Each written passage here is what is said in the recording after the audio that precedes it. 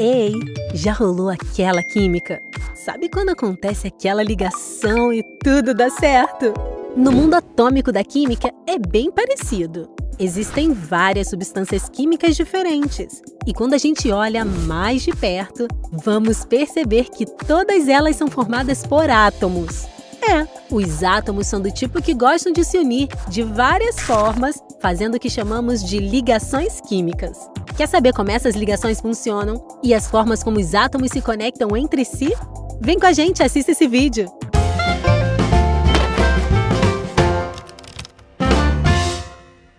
Ligação química é a união entre átomos para formar substâncias químicas. Essa é a interação que os átomos dos elementos químicos realizam para se tornarem estáveis. Os átomos, que não são nem um pouco bobos, se unem com propósito: adquirir a tal estabilidade. Sabemos disso através da regra do octeto, que diz que boa parte dos átomos se tornam estáveis eletronicamente quando possuem 8 elétrons na camada de valência, que é a camada eletrônica mais externa. Só para você lembrar, elétron é uma partícula com carga negativa, que fica na eletrosfera, beleza?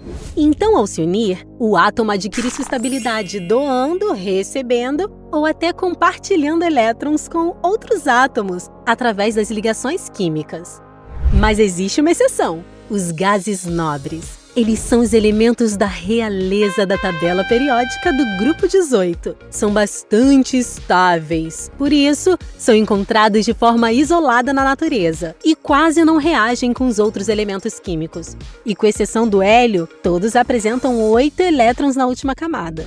As ligações químicas podem acontecer de várias formas, dependendo do tipo do átomo e da necessidade de se tornar estável. Elas podem ser covalente, iônica e metálica.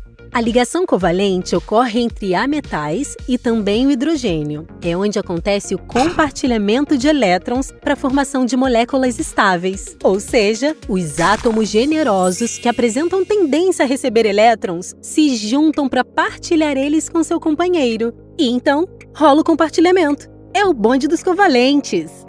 Como exemplo, temos o cloro ou o Cl2, onde um átomo de cloro que apresenta 7 elétrons na última camada se une através de uma ligação covalente e compartilha elétrons com outro átomo desse elemento, formando a molécula de cloro. Para você que gosta de um spoiler, esses são os elementos que fazem ligações covalentes com mais facilidade.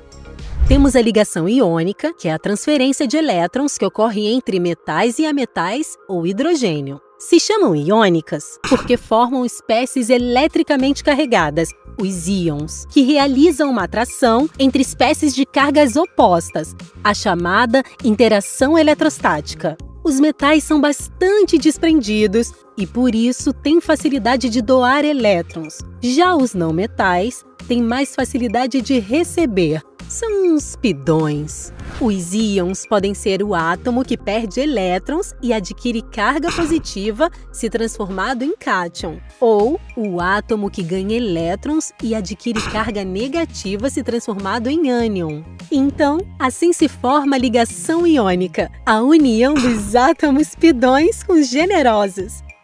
Um exemplo disso é o cloreto de sódio, ou NaCl, onde um átomo de sódio apresenta um elétron na última camada, enquanto o átomo de cloro contém 7. O átomo de sódio doa seu elétron para o átomo de cloro e, através da ligação iônica, ambos ficam com a última camada eletrônica preenchida. Forma-se então o cloreto de sódio, NaCl, que é o famoso sal de cozinha. O sódio faz parte do grupo 1 da tabela periódica. Assim como ele, os outros elementos da família de metais alcalinos tendem a doar um elétron para ficarem estáveis. Já os do grupo 2, os metais alcalinos terrosos, doam 2 elétrons. Esses são os elementos mais eletropositivos da tabela, ou seja, os caras mais generosos, que tendem a doar seus elétrons para realizar uma ligação química.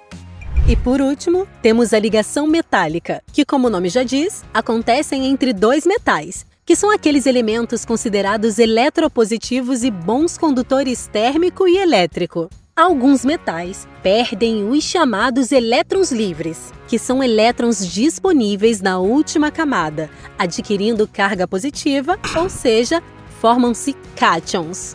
A ligação metálica é nada mais do que íons positivos imersos em elétrons que se movimentam desordenadamente. Os elétrons liberados formam uma espécie de nuvem eletrônica, também chamada de mar de elétrons, que produz uma força fazendo com que os átomos do metal permaneçam unidos. Essa ligação pode ser vista no sódio, por exemplo. O átomo de sódio apresenta um elétron na última camada, o elétron livre. Quando os elétrons da camada de valência se movimentam livremente, formam-se o cátion, Na+. A carga positiva indica que o átomo de sódio perdeu um elétron e se tornou um cátion. Esse tipo de ligação ocorre em outros metais como ouro, cobre, prata, ferro, níquel, alumínio e vários outros. Agora que você já sabe quais são os tipos de ligações químicas, será que você consegue identificar cada uma delas olhando apenas o elemento químico? Vamos lá? Observe então o cloreto de cálcio, CaCl2. É uma ligação entre o cálcio, que é um metal que tem facilidade de ceder elétrons, e o cloro, um não metal que tem facilidade de receber elétrons.